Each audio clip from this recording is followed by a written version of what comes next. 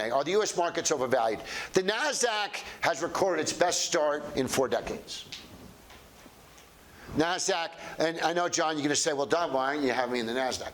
Well, you do have some, we did buy you some I think Amazon. Amazon, yeah, I think we bought you some Amazon. But here's what's interesting, though.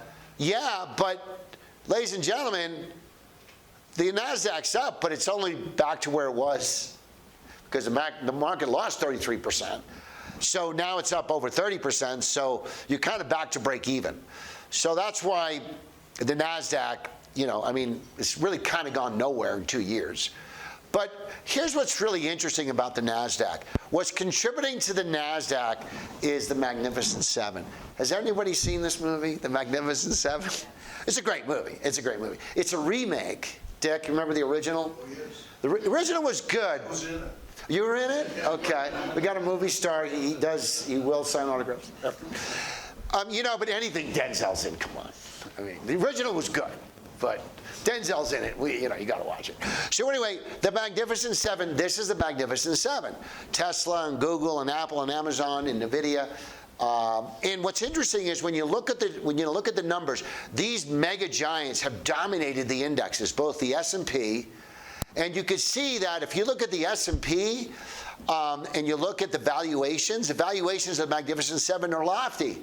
They're pretty high, but the rest of the S&P are still trading below pre-pandemic levels in valuation. So the market is not overvalued if you consider these.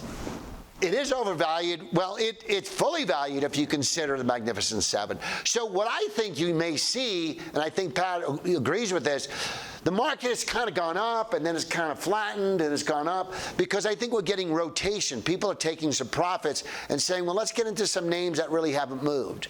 So if I look at the Magnificent Seven, the S&P is a cap-weighted index. So it's price times shares. If you just look at an equal weighted, the S&P is only up about 4%. The S&P was up about 15%. It's up again today. We'll see where it closes. But this is really where it's at. I mean, this is where the Magnificent Seven, Nvidia is almost up 200%.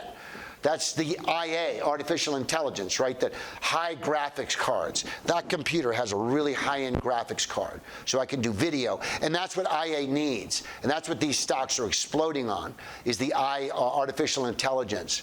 So are the Magnificent Seven overvalued? Tech stocks have risen.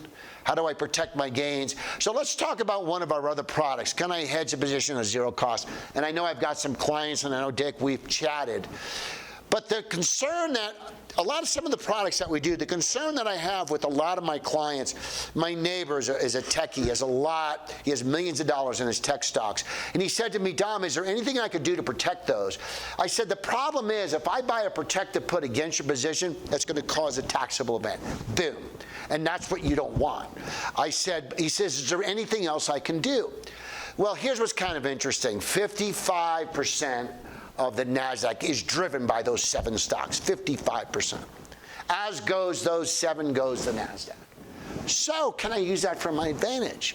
What if, this is what we do every day. We walk around with boxes. Pat walks around with think outside the box. This is our mantra at our firm. Anyway.